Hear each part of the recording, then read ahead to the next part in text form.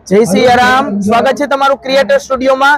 તો આજે આપણી સાથે છે હિંમતભાઈ મહેતા કે આપણે એને એક સનાતન ધર્મની સંસ્કૃતિ વિશે પૂછીએ।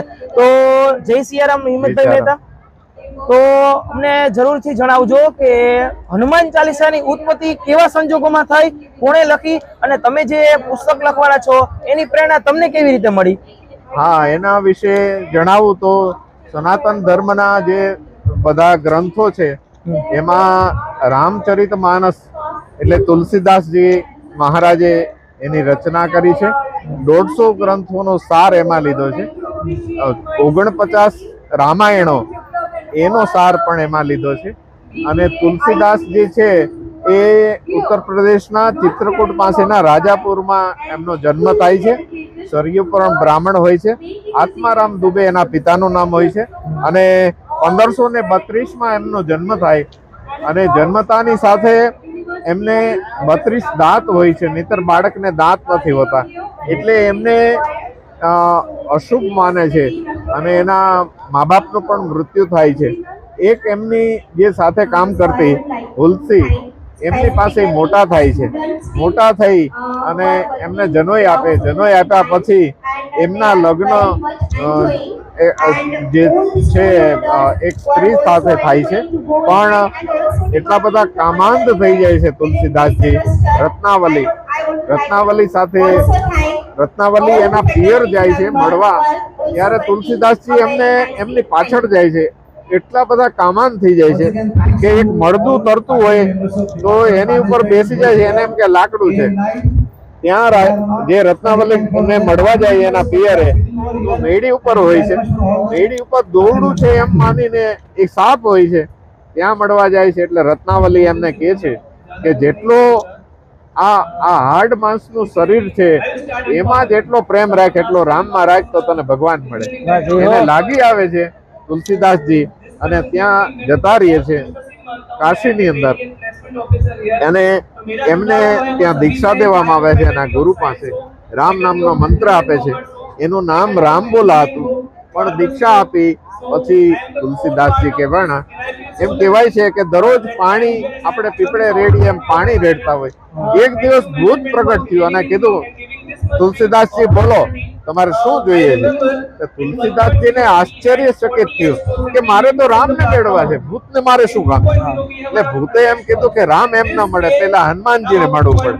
તો કે તમે મને હનુમાનજીનો ભેટો કરાવી દે। એટલે એક સ્થળ બતાવે છે કે આ કથામાં હશે। તુલસીદાસજી ત્યાં જાય છે, હનુમાનજી નથી મળતા। બીજે દિવસે ભૂતને આહવાન કરે છે, એટલે એ કહે છે તું ઓળખી ના શક્યો કે છેલ્લે આ જે વૃદ્ધ આવશે બ્રાહ્મણ એ હનુમાનજી હશે, એની પાછળ તમે જાજો અને પગ પકડી લેજો એટલે હનુમાનજી મળી જશે। કથામાં હનુમાનજી આવે છે, વૃદ્ધ બ્રાહ્મણનું રૂપ। તુલસીદાસજી એની પાછળ જાય છે અને હનુમાનજીને પગ પકડી લે છે, એટલે ઓળખી જાય છે। હનુમાનજી પ્રગટ થાય અને એમને કહે છે કે તું આ રામચરિત માનસનું જે છે એનું તું લેખન કાર્ય ચાલુ કર। પ્રથમ સંસ્કૃતમાં કર્યું અને પછી અવધ ભાષાની અંદર આ રામચરિત માનસ જે ની રચના કરી। આમ કરતા કરતા ખૂબ જ કીર્તિ ફેલાણી, પણ ત્યારે સનાતન ધર્મને વિધર્મીઓ તોડવા માટેનો પ્રયાસ કરતા, અને એમાં અકબરનું રાજ્ય તુલસીદાસજી આગ્રાની અંદર જાય છે અને રામચરિત માનસનો પાઠ કરે છે, ત્યારે અકબરને ખબર પડે છે કે અહીંયા તુલસીદાસજી આવ્યા છે। તુલસીદાસજીએ અગાઉ એક સ્ત્રી વિધવા થઈ હતી અને એને પગે લાગી, એટલે કીધું કે ભાઈ સૌભાગ્યવતી ભવ, એ કે મારો ઘરવાળો તો ગુજરી ગયો છે, તો કે ચાલ તું, એમ કરીને એના ઘરવાળાને સરજીવન કરેલા। અને ત્યારથી આપણે હિન્દુ સંસ્કૃતિ અને હિન્દુ સનાતન ધર્મમાં કોઈનું સ્મશાન યાત્રા જતી હોય તો રામ બોલો ભાઈ રામ, રામ નામ સત્ય હે, ત્યારથી થયું।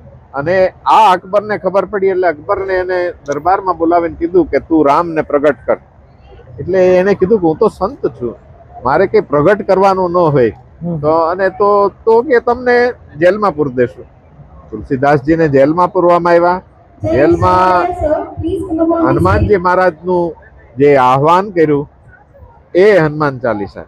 કોઈ એવું કે છે કે એક દિવસની અંદર 40 જે ચોપાઈ એ હનુમાન ચાલીસા, કોઈ કહે છે કે 40 દિવસ એટલે 40 ચોપાઈ, એક દોહરો, એક પાછળ દોહરો, એ દોહરો અને 40 ચોપાઈ એ હનુમાન ચાલીસા.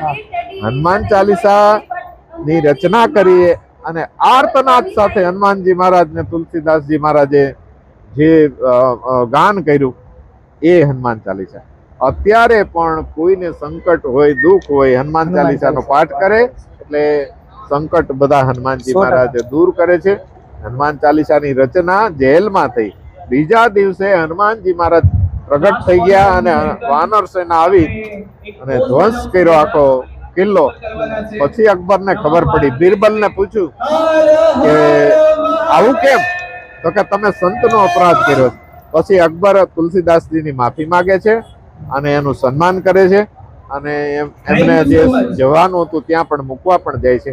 એટલે તુલસીદાસજી મહારાજને હનુમાનજી મહારાજ પ્રસન્ન થયા. મને પણ ગત શ્રાવણ મહિનામાં સુંદરકાંડનું 4 અનુષ્ઠાન કર્યા અને હનુમાનજી મહારાજ જાણે કે અનુભૂતિ થઈ કે મને કંઈક કહે છે કે હનુમાનજી મહારાજ કે તારી પર હું પ્રસન્ન છું, માગી જા, માગી લે. એટલે મેં માગ્યું કે તમે જ્ઞાનના ભંડાર છો, તમારા વિશે લખવાની મને શક્તિ આપો. મેં લખ્યું આના બધાના અનુવાદ ગુજરાતી અને એનો અર્થ શું થાય. કોઈ પણ ધર્મની શ્લોક બોલો કે ચાલીસા બોલો કે ચોપાઈ બોલો, તમે બોલા જાઓ યંત્રવત તો એનું પરિણામ ન આવે.